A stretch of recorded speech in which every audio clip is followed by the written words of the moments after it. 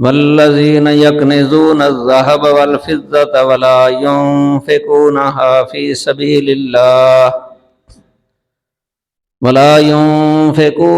في سبيل الله فبشرهم بعذاب علیم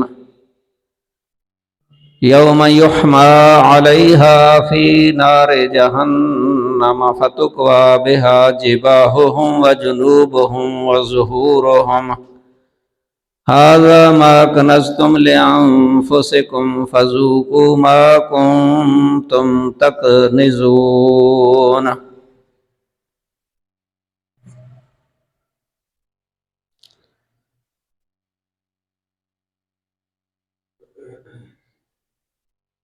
یہ رمضان المبارک کا پہلا جمعہ ہے۔ رمضان المبارک کا مہینہ تو ویسے ہی دوسرے مہینوں کی بنسبت افضل مہینہ ہے۔ اس میں رمضان المبارک کا روزہ فرض کیا گیا ہے۔ اہل اسلام پر اللہ تعالیٰ کی طرف سے یہ ایک بہت بڑا انعام ہے۔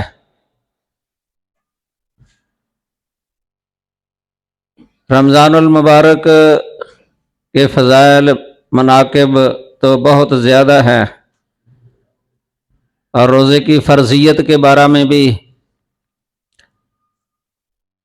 آپ گزشتہ جمعہ میں کچھ سن چکے تھے۔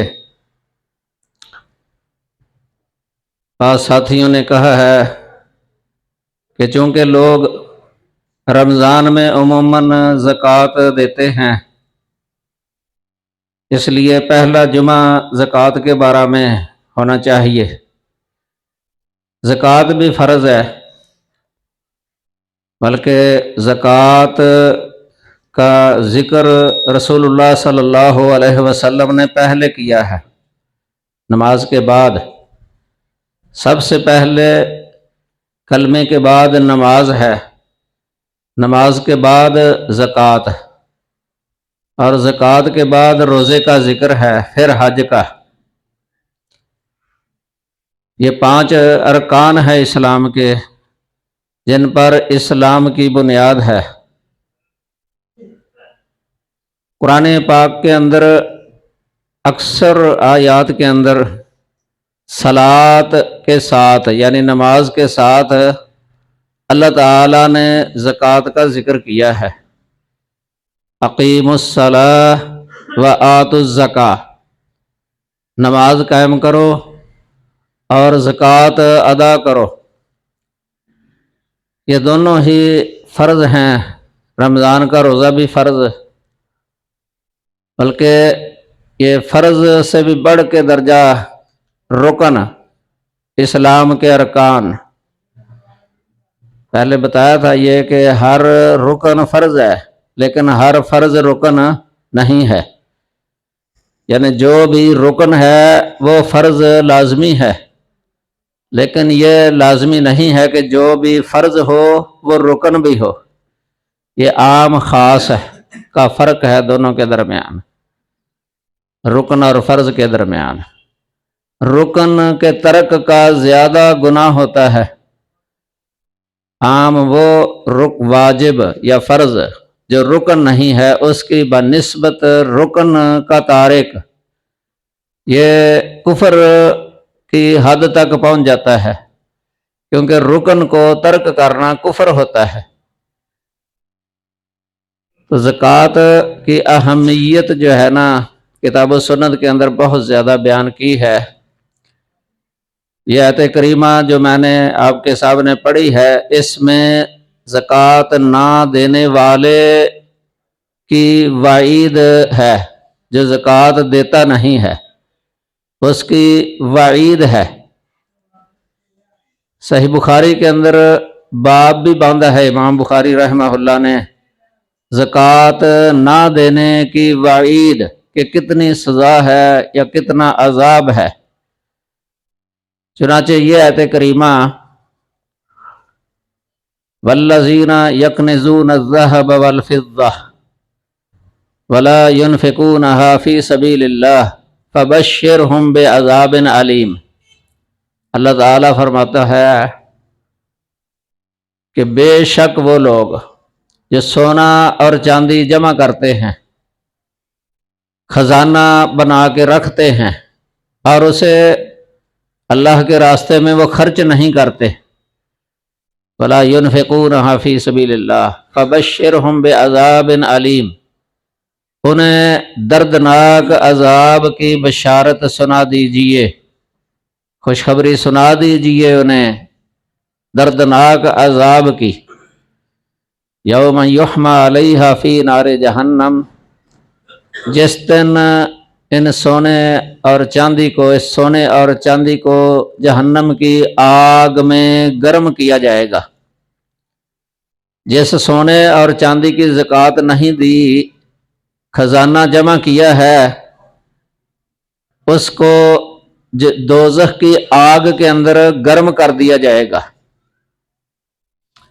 فَتُقْوَى بِهَا جِبَاهُهُمْ وَجُنُوبُهُمْ وَظُهُورُهُمْ، تو اس کے ساتھ ان کی پیشانی، ماتھا جو ہوتا ہے نا انسان کا ماتھا، پیشانی اور کروٹ اور کمر، پیشانیوں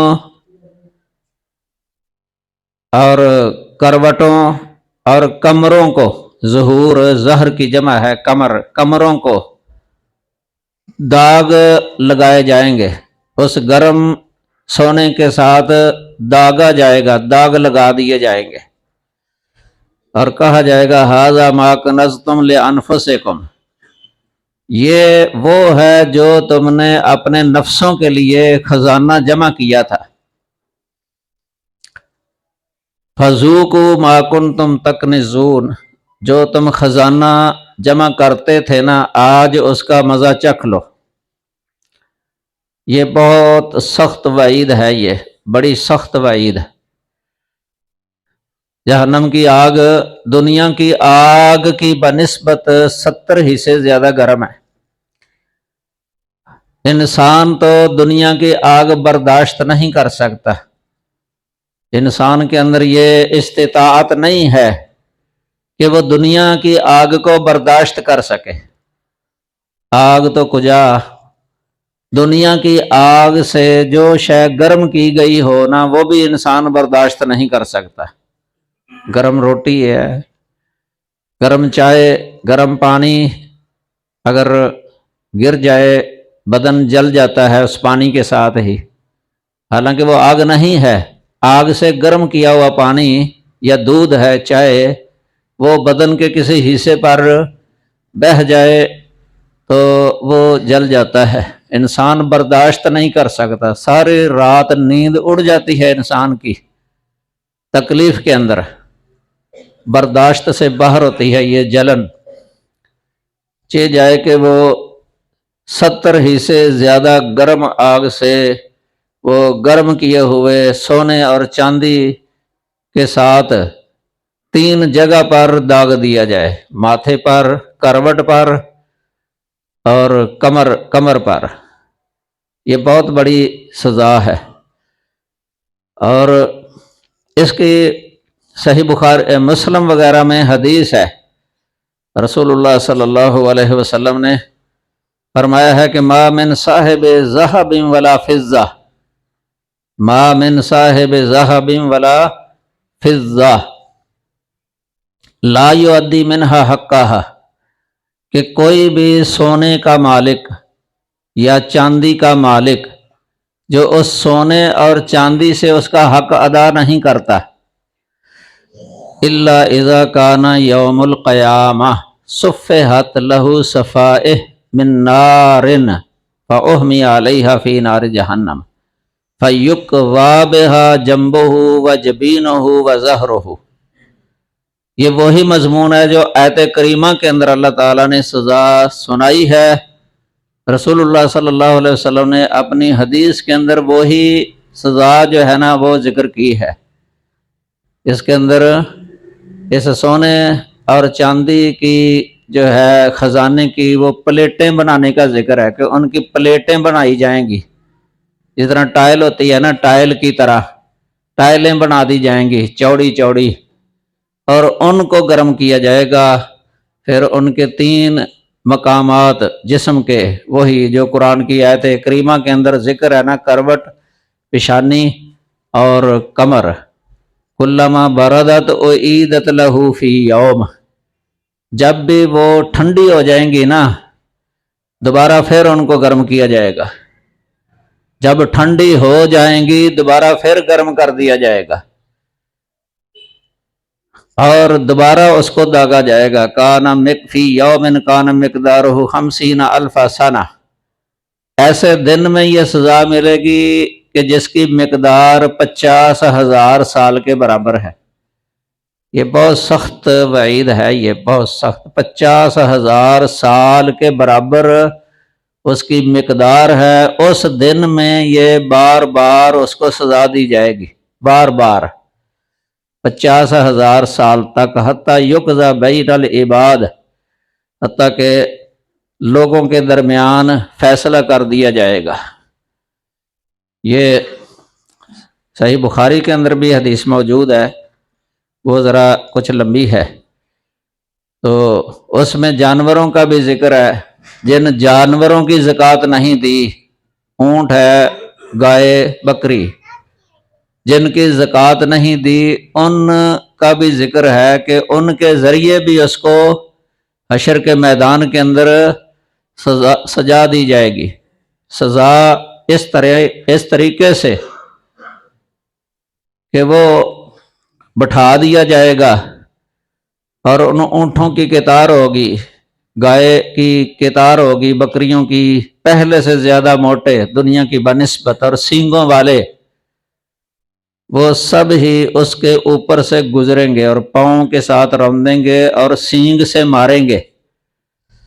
یہ سزا ان کی ہے جو مویشی کی زکوٰۃ نہیں دیتے۔ رسول اللہ صلی اللہ علیہ وسلم نے ان کی تفاصیل بیان فرمائی ہیں۔ بکریوں کا نصاب 40، کم از کم 40 بکریاں، گائے بھینس اس کا نصاب کم از کم 30 تعداد ہے، اور اونٹوں کی زکوٰۃ کا نصاب وہ کم از کم 5 ہے۔ تو جو زکوٰۃ نہیں دیتا ان کی، اس کو اتنی سخت سزا دی جائے گی۔ ان سے اگر کم ہو نا پھر زکوٰۃ فرض نہیں ہے، ان سے اگر کم ہو، الا یہ کہ وہ تجارت کے لیے رکھی ہیں، یعنی خرید و فروخت کرتا رہتا ہے، تجارت کرتا ہے، پھر ہے، چاہے ان سے کم بھی ہو۔ اسی طرح اگر نصاب کو پہنچ جائے لیکن چارہ اپنے خرچے پر ڈالتا ہے ان کو قیمت کے ساتھ، پھر بھی زکوٰۃ فرض نہیں ہے۔ یہ سب کچھ بیان کیا ہے رسول اللہ صلی اللہ علیہ وسلم نے۔ زکوٰۃ جن مالوں سے دی جاتی ہے نا، مال کئی طرح کے ہیں، سونا چاندی، ان کا تو واضح ذکر ہے قرآن و سنت کے اندر۔ اس طرح سونا چاندی کا جو بدل ہے، ہمارے جو ملک کے اندر رائج کرنسی ہے یا دیگر ممالک کے اندر جو نوٹ ہیں، مثلا سعودیہ کے اندر ریال ہے، ریال، یا امریکہ کے اندر ڈالر، یا کسی بھی ملک کی جو کرنسی ہے، یہ اس پر بھی زکوٰۃ ہے عام علماء کے نزدیک۔ تقریباً اتفاق ہے، مگر بعض علماء وہ نفی میں ہیں، وہ شاذ ہے قول۔ جماہیر کا قول یہی ہے اکثر کہ سونا چاندی پر یہ محمول ہے، کیونکہ یہ اس کا بدل ہے، بدل۔ ان دونوں میں سے جس کے نصاب کو بھی پہنچ جائے نا تو زکوٰۃ فرض ہو جاتی ہے۔ ہمارے ہاں روپیہ ہے، مالیت اتنی ہو کسی انسان کے پاس کہ جو چاندی کے نصاب کو پہنچ جائے۔ اب ظاہر ہے اگر رسول اللہ صلی اللہ علیہ وسلم نے چاندی کا نصاب ذکر کر دیا ہے، चांदी का निसाब है 200 दिरहम चांदी के, जो रसूलुल्लाह सल्लल्लाहु अलैहि वसल्लम के ज़माना में थे। और दिरहम का वज़न है 3 माशे, एक रत्ती का 5वां हिस्सा। इस हिसाब से अहले इल्म ने, पाको हिंद के उलमा ने जब इसका हिसाब लगाया ना, तो 7.5 तोले चांदी 7.5 तोले सोना और 52 तोले चांदी बन जाती है। 52 तोले चांदी, 52 तोले चांदी की कीमत अगर किसी के पास हो, ये है निसाब। फिर उस कीमत पर ज़कात फ़र्ज है। इससे कम अगर हो तो फिर फ़र्ज नहीं है। इतना सोने का निसाब ये 20 दिनार है। सोने के 20 दिनार, 20 दिनार, एक दिनार 4.5 माशे का होता है।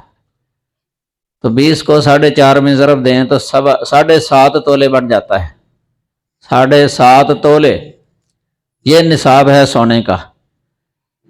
तो ये ग्रामों के हिसाब से इसमें उलमा का बहुत इख्तलाफ है, अकवाल हैं मुख्तलिफ। कोई 90 से ऊपर ग्राम बताते हैं, कई 90 से कम, कोई 87.5, कोई 85, कोई 70 तक भी बताते हैं।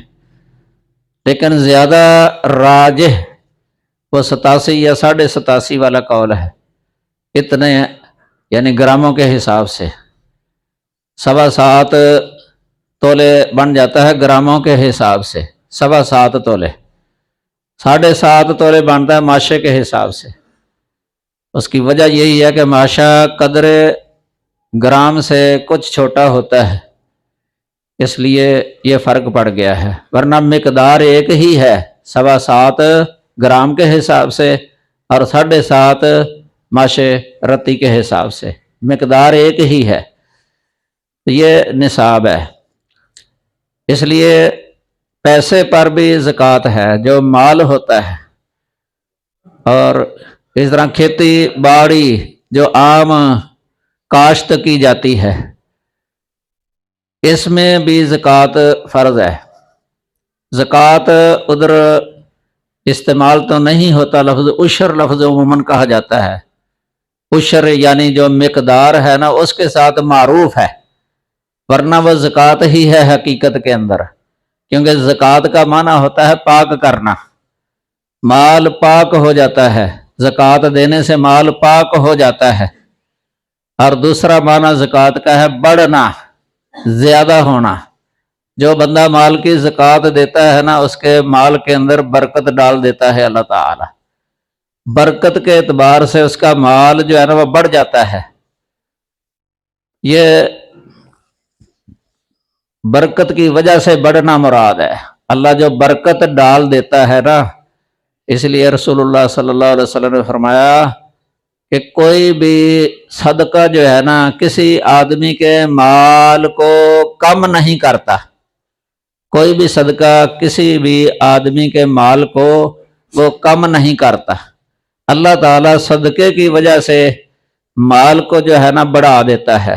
कुरान में अल्लाह ने फरमाया वमा आतईतुम मिर रिबल यरबु वफी अमवालिन नास वला यरबु इंदल्लाह, कि जो तुम सूद देते हो ना, सूद देते हो ताकि लोगों के माल के अंदर जो है ना बढ़ना हो जाए, कि लोगों के माल बढ़ जाए तुम्हारे सूद की वजह से।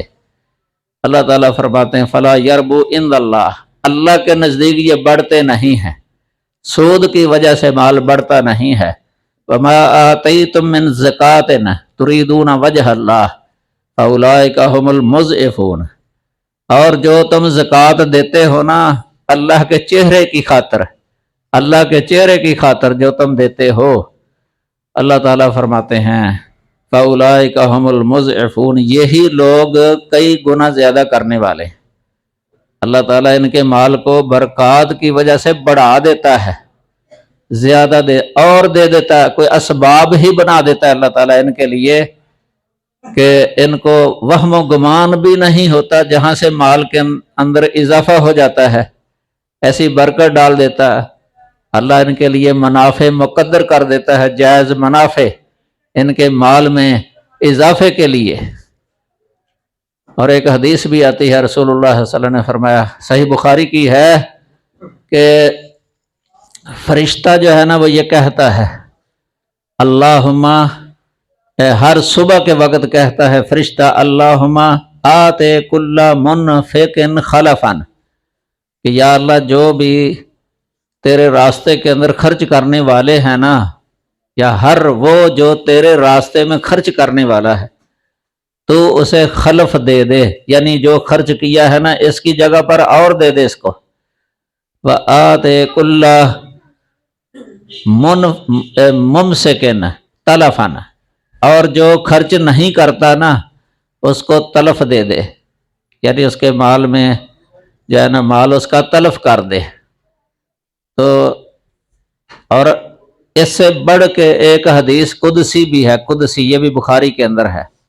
اللہ تعالیٰ فرماتے ہیں، حدیث قدسی کا مطلب ہوتا ہے کہ اللہ تعالیٰ کا فرمان ذکر کریں رسول اللہ صلی اللہ علیہ وسلم، کہ اللہ تعالیٰ فرماتا ہے، حالانکہ قرآن کے اندر نہیں ہوتا وہ، یہ وحی جو حدیثی ہے نا اس وحی میں ہوتا ہے، یہ قرآنی وحی میں تو یہ قرآن میں آیا ہوتا ہے نا، حدیثی وحی کے اندر اللہ تعالیٰ کی طرف نسبت کر دیتے ہیں رسول اللہ صلی اللہ علیہ وسلم، کہ اللہ تعالیٰ نے ایسے فرمایا ہے، یا ابن آدم، اے ابن آدم، انفق، تو خرچ کر، انفق علیک، میں تجھ پر خرچ کروں، تو میرے راستے میں خرچ کر، میں تجھ پر خرچ کروں، کیونکہ اللہ کو خوب علم ہے کہ بندہ اس کے راستے میں خرچ کرتا ہے، اللہ تعالیٰ اس کو اور دے دیتا ہے، اور دے دیتا ہے۔ یہ اللہ وحدہ لا شریک کا وعدہ ہے یہ، اور اللہ تعالیٰ نے اس کا حکم دیا ہے، وَمَا أُمِرُوا إِلَّا لِيَعْبُدُوا اللَّهَ مُخْلِصِينَ لَهُ الدِّينَ، کہ ان لوگوں کو نہیں حکم دیا گیا مگر اس بات کا کہ یہ اللہ تعالیٰ کی عبادت کیا کریں، دین کو اس کے لیے خالص کرنے والے، دین سے مراد عبادت ہی ہے اس جگہ پر، کہ عبادت خالص اسی کے لیے کرنی ہے۔ وَيُقِيمُ الصَّلَاةَ، اور اس بات کا ان کو حکم دیا گیا ہے کہ نماز قائم کریں، وَيُؤْتُ الزَّكَاةَ، اور زکوٰۃ ادا کریں۔ یہ ذَلِكَ دین القیمہ، یہ پختہ ملت کا دین ہے، یہ پختہ، پکی اور سیدھی ملت، سیدھا دین، پختگی ہے اس کے اندر۔ اس طرح اللہ تعالیٰ نے فرمایا وَأَقِيمُوا الصَّلَاةَ وَآتُوا الزَّكَاةَ وَأَقْرِضُوا اللَّهَ قَرْضًا حَسَنًا، نماز قائم کرو اور زکوٰۃ دو، اور اللہ کو قرض حسن دو، اللہ کو قرض حسن دو۔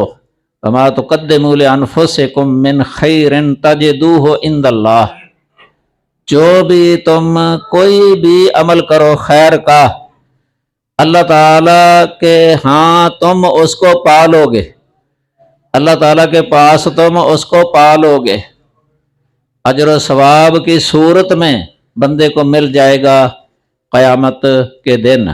ہوا خیرن و اعظم اجرا، یعنی بہت عظیم ترین اجر میں بہت بڑا، یعنی تمہارے خرچ کیے ہوئے مال سے بھی کہیں بڑا زیادہ تمہیں مل جائے گا۔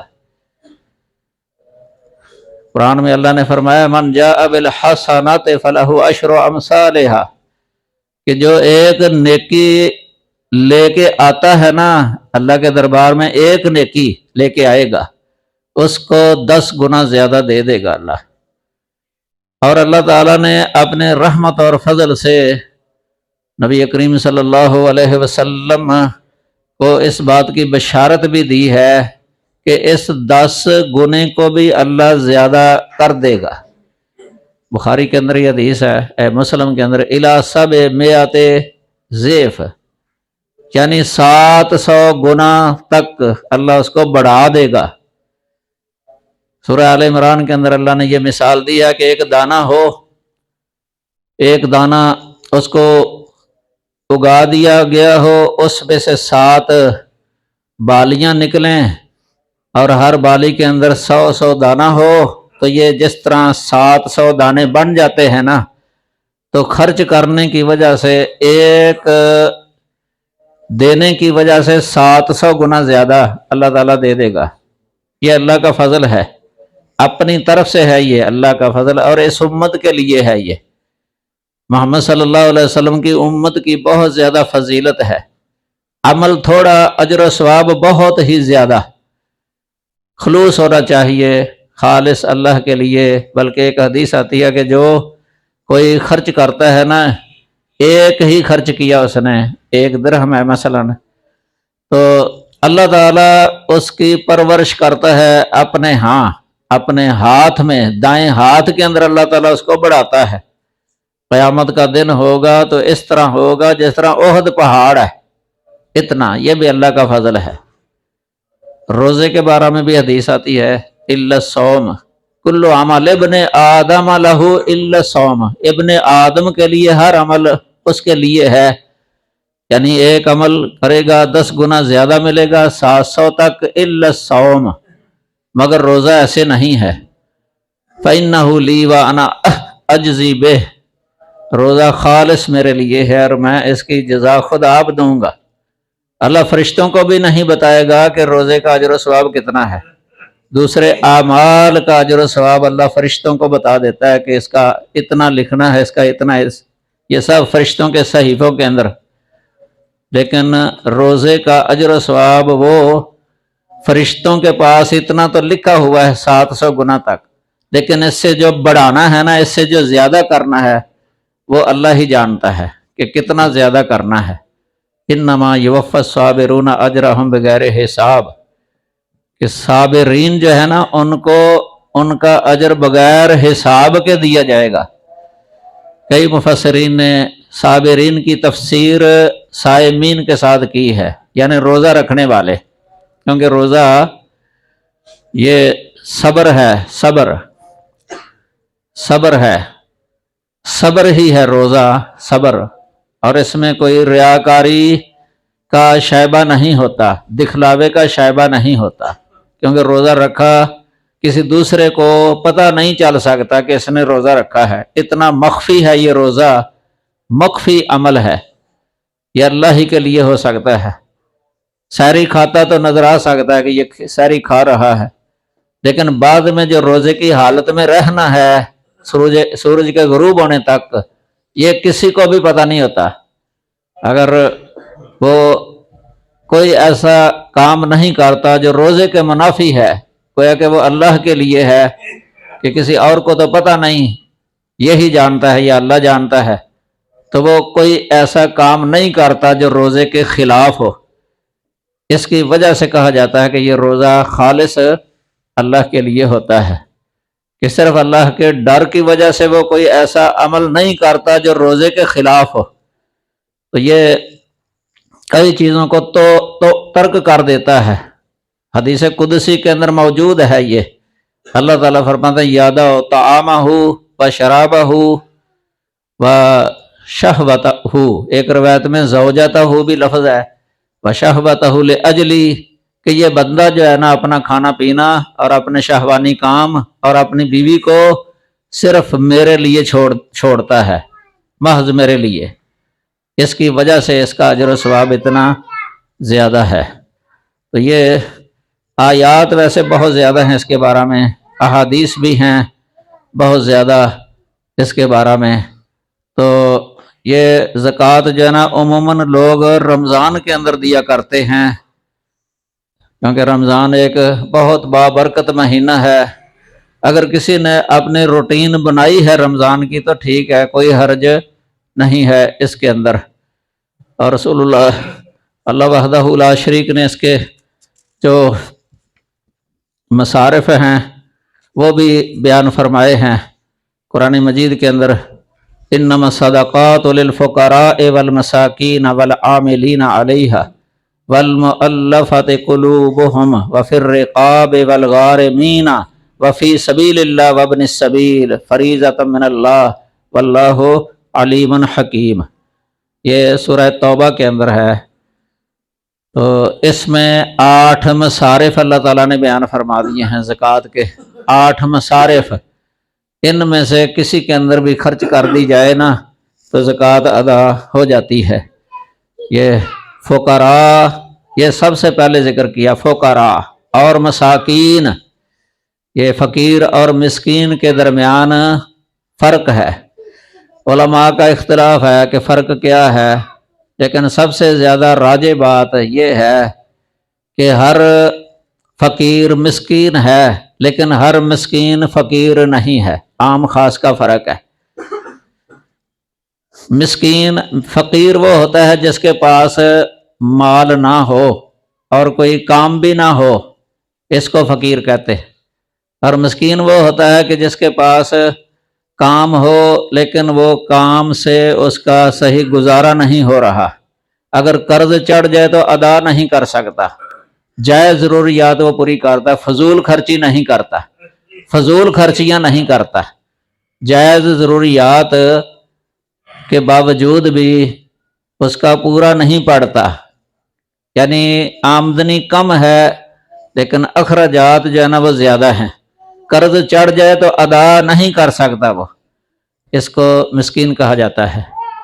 جس طرح موسیٰ علیہ السلام اور خضر علیہ السلام کے واقعہ میں وہ کشتی والوں کا ذکر ہے، اما السفینۃ فکانت لمساکین یعملون فی البحر، کہ وہ کشتی میں بیٹھے تھے خضر علیہ السلام اور موسیٰ علیہ السلام، اور وہ کشتی کے بارے میں کہ وہ مساکین کی کشتی تھی، مسکینوں کی کشتی تھی، کام تو تھا ان کا لیکن پھر بھی وہ مسکین تھے۔ یہ دلیل ہے اس بات کی کہ مسکین کا کام ہوتا ہے لیکن وہ کام کافی نہیں ہوتا، اس کے لیے کفایت نہیں کرتا، اور فقیر وہ ہوتا ہے کہ جس کا کام ہی نہ ہو اور کام کرنے کی استطاعت بھی نہ ہو۔ یہ بھی یاد رکھیں، کئی بار ایسے بھی ہوتا ہے کہ بندہ وہ فقیر بن جاتا ہے، حالانکہ طاقت ہوتی ہے جسمانی اس کے اندر، لیکن جان کے کام نہیں کرتا، تو ایسے آدمی کے لیے بھی وہ جائز نہیں ہے کہ وہ زکوٰۃ وصول کرے، کیونکہ وہ کما سکتا ہے۔ نبی صلی اللہ علیہ وسلم کے پاس آئے تھے دو آدمی، آپ نے دیکھا کہ یہ قوی ہیں، جسمانی طور پہ طاقت والے ہیں، کام نہیں کرتے، آپ نے فرمایا کہ تمہارا اس میں کوئی حق نہیں ہے۔ اور ایک روایت یہ بھی آتی ہے کہ جو قوی ہے اس کے لیے زکوٰۃ جائز نہیں، قوی اور غنی، یہ دو، غنی اور قوی۔ غنی سے مراد ہے کہ وہ مالدار ہے، اس کے لیے بھی زکوٰۃ جائز نہیں ہے، اور ساتھ قوی کا لفظ بیان کیا ہے، قوی مقتصب، یعنی ایسا قوت والا جو کما سکتا ہے، اس کے لیے بھی زکوٰۃ جائز نہیں ہے۔ ہاں کوئی اگر تحفہ دے دے، آدمی ہبہ کر دے، اس کا حکم علیحدہ ہے، تحفے کی نیت سے دے سکتے ہیں، غنی کو بھی دے سکتے ہیں، ہبہ تحفہ یعنی زکوٰۃ سے ہٹ کے۔ زکوٰۃ یہ خاص ہے، خاص یہ وہی ہے جہاں اللہ تعالیٰ یا رسول اللہ صلی اللہ علیہ وسلم نے بیان فرما دیا ہے۔ ایک آدمی ہے تو غنی، حدیث کے اندر آتا ہے کہ اس نے کوئی چٹی پڑ گئی اچانک ہی، اس کا اچانک کاروبار جانا تباہ ہو گیا، مثلا کوئی آفت آئی ہے، اس صورت میں جائز ہے اس کے لیے کہ دوسرے ساتھی مدد کر دیں، زکوٰۃ میں سے اس کی یہ جائز ہے۔ اچانک یعنی کوئی حادثہ پیش آ گیا ہے، بہت بڑا نقصان ہو گیا، اس حالت میں وہ فقیر ہو گیا ہے، پھر اس کو دے دی جائے تو کوئی حرج نہیں ہے۔ ویسے بھی قرآن مجید کے اندر یہ وفی سبیل اللہ لفظ بھی آیا ہے کہ فقراء مساکین کے بعد عاملین علیہا، یہ ہوتے ہیں حکومت کی طرف سے جو زکوٰۃ وصول کرنے والے ہوتے ہیں یا عشر اکٹھا کرنے والے، ان کی ڈیوٹی ہے، حکومت ان کو اس زکوٰۃ میں سے اگر دے دیتی ہے تو یہ جائز ہے۔ والمؤلفۃ قلوبہم، اسی طرح وہ جن کے دلوں کو اسلام کے ساتھ الفت پیدا کرنے کے لیے اس نیت سے دے دی جاتی ہے کہ اگر ہم ان کو دے دیں گے نا تو اسلام قبول کر لیں گے، یہ اگر امید ہو کہ یہ اسلام کے اندر داخل ہو جائیں گے، یہ بھی جائز ہے تالیف قلب کے لیے۔ وفر رقاب، گردنیں آزاد کرنا، غلام لونڈی آزاد کرنا زکوٰۃ کے مال سے۔ والغارمین، غارمین وہی ہے جن کو کوئی چٹی پڑ گئی ہو اچانک ہی۔ اور وفی سبیل اللہ، اللہ کے راستے میں، جہاد بھی اس میں داخل ہے، اللہ کے راستے میں جہاد میں زکوٰۃ دینا، کیونکہ جہاد کی غرض ہوتی ہے اللہ کے کلمے کو بلند کرنا۔ اسی سلسلے میں اہل علم نے مدارس کا بھی ذکر کیا ہے مصارف زکوٰۃ کے اندر، کیونکہ مدارس جو دینی اسلامی مدرسے ہوتے ہیں جہاں کتاب و سنت کی تعلیم دی جاتی ہے، ان میں اللہ کے کلمے کو بلند کرنا یہ غرض ہے، کیونکہ یہ مدارس ہی ہیں کہ ان کی وجہ سے صحیح دین اسلام قائم ہے دنیا کے اندر۔ اگر 100 سال کے لیے مدارس بند کر دیے جائیں تو لوگوں کو دین اسلام کی بالکل خبر نہیں رہے گی کہ دین اسلام ہے کیا، جیسا روس کے اندر ہوا تھا، مدارس بند کر دیے تھے کافروں نے، کمیونسٹوں نے، دہریہ تھے کارل مارکس، لینن اور کمیونسٹ، یہ لوگ پابندیاں لگا دی تھیں انہوں نے، نماز پڑھنے پر پابندی، مساجد پر پابندی، اذان پر پابندی اور پڑھنے پڑھانے پر پابندی۔ 100 سال کے اندر بعد نئی نسلوں کو پتہ ہی نہیں تھا، صرف کلمہ جانتے تھے، لا الہ الا اللہ۔ تو مدارس کو عام یہ اسلام کے قلعہ کہا جاتا ہے کہ یہ اسلام کے قلعے ہیں، ان کی وجہ سے بھی اللہ تعالیٰ کا کلمہ بلند ہوتا ہے۔ تو مدارس میں دینے سے ہو سکتا ہے اللہ تعالیٰ اجر و ثواب زیادہ دے دے، کیونکہ یہ اسلام کے ساتھ اس کا تعلق ہے، اسلام کی نشر و اشاعت ہے، کتاب و سنت کی نشر و اشاعت، یہ عام علماء نے اپنے فتاوی جات کے اندر لکھا ہوا ہے۔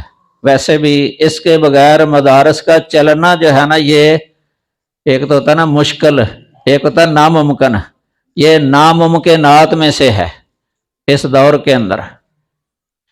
ادھر جو دشمنان اسلام ہیں، اسلام کے دشمن، وہ تو اس مدارس کے دشمن ہیں، وہ تو مدارس کو بری نگاہ سے دیکھتے ہیں، مدارس والوں سے بغض رکھتے ہیں، اور مدارس کو وہ ان کو برداشت نہیں ہے۔ سب سے زیادہ یہ ان کے نزدیک جو ہے نا یہ مدارس ہیں، مدارس یعنی سب سے زیادہ ان کے نزدیک برے ہیں، یہ مدارس پر ان کی یہ نظر ہوتی ہے کہ ان کو ختم کیا جائے۔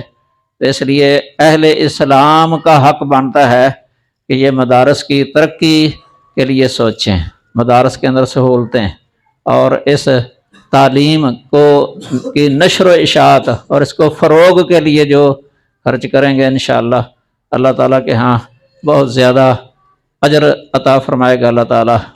کیونکہ ناظم صاحب جو ہوتے ہیں مدارس کے جو ناظمین ہیں، یہ ان کے اکیلے کا کام نہیں ہے اور وہ استطاعت نہیں رکھتے، یہ اس میں بھی آ جاتے ہیں جو نبی صلی اللہ علیہ وسلم نے فرمایا کہ جس نے کوئی تحمل حمالتاً کہ ضمانت لے لی ہے، ضمانت اٹھا لی ہے، اس کو مال کی ضرورت ہے اس ضمانت کے اندر، تو پھر بھی اس کے لیے جائز ہے۔ یہ طلبہ کی جو ذمہ داری کہ مدارس کے اندر جو سینکڑوں طلبہ پڑھتے ہیں، مدرسین کی ایک ٹیم ہوتی ہے، پھر ان کے پر جو انفاق، یہ کوئی اکیلے ناظم کا کام نہیں ہوتا، یہ مل کر ہوتا ہے، مل کر، جس طرح کافر لوگ مل کر جو ہے نا مال خرچ کرتے ہیں اسلام کے خلاف، ان کے بارے میں تو اللہ تعالیٰ نے فرما دیا کہ یہ خرچ کریں گے، پھر قیامت کے دن ان کے لیے حسرت بن جائے گا، باعث افسوس بن جائے گا۔ لیکن جو دین کی نشر و اشاعت میں جو خرچ کرتا ہے، قیامت کے دن یہ خوشی کا باعث بنے گا انشاءاللہ۔ اس لیے اپنی زکوٰۃ، صدقات وغیرہ یہ مدارس کے اندر دینے کی کوشش کیا کریں، اور اپنے قرابت داروں کے اندر اگر کوئی زیادہ مسکین ہے، یہ کوئی فقیر ہے، اور ادھر دیکھ لیا کرے، اگر اس کا عقیدہ صحیح ہے اور پکا نمازی ہے نا، پھر دینے میں کوئی حرج نہیں ہے، کیونکہ فرضی زکوٰۃ جو ہے نا، یہ بد عقیدے کو دینا یا بے نماز کو دینا، عام علماء کا فتویٰ ہے کہ یہ درست نہیں ہے، ان کو نفلی دیا جا سکتا ہے، فرضی دینے سے پرہیز کیا جائے۔ ادھر تو طلبہ نمازی ہوتے ہیں، عقیدہ بھی صحیح ہے، اور ایک حدیث میں فرمایا لا یاکل طعامک الا تقی، کہ تیرا کھانا تقی ہی کھائے، متقی کھائے، اس کا زیادہ ثواب ہے، نیک آدمی کو کھلانا اس کا زیادہ ثواب ہے۔ اللہ تعالی ہمیں کتاب و سنت کے مطابق عقیدہ رکھنے اور عمل کرنے کی توفیق عطا فرمائے۔